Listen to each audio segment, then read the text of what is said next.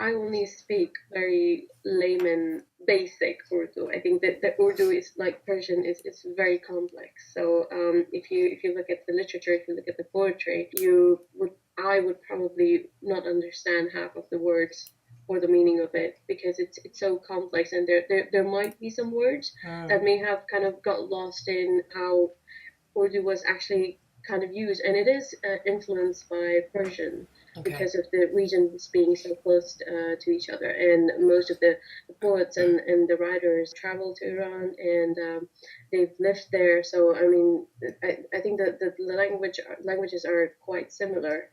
Mariam, I know that you said earlier that well, you've just said then that Urdu is very influenced by Persian, but I think you mentioned earlier that it's also very influenced by culture. And I just wanted to kind of Yeah. touch on that because that was one of my questions about, um, how do you think language kind of sits within the context of its culture? I'm kind of finding that a little, the cultural differences within English between, say, for example, Australian English versus British English versus American English. Yeah. Now, to me, that those things are kind of the cultural context of our language. Is that what you Mm. meant? Yeah, and because although, like for example, if I'm talking about Karachi, so Karachi is like London or Pakistan, so there are people from a lot of places, so we only speak the basic version, the simplistic version of the language.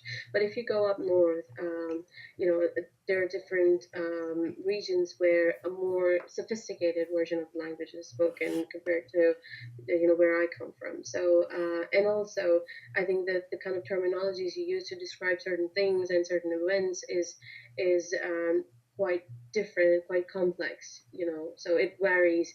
Uh-huh. Like in English, as you said, that Australians might have certain phrases to describe something, whereas the same situation would be described differently in Yeah. England and in America. Uh-huh. So I think that is also similar Uh-huh. in fact. And also, if you look at Hindi and Urdu, most people think that that's the same language.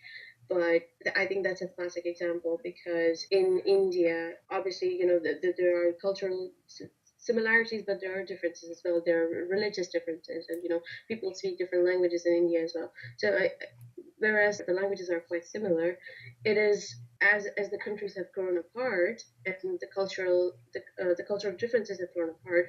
I think that both languages have kind of adapted to their regional practices and the way people speak. Uh-huh. So the same word in Urdu would be pronounced differently as in Hindi because of the way people pronounce stuff in both countries. Uh-huh. But if you go back like 100 years, both countries were the same, so there was only one language that was spoken at that time. I think that it's influenced by other languages in the country, in the region of Middle East and Southeast Asia, but it's also kind of different in many ways. I think that the words for different things, for different events, are different in both languages because I'm not sure why, but I think that it's mostly to do with the culture Yeah. and how people see certain things in Yeah. different culture. I think.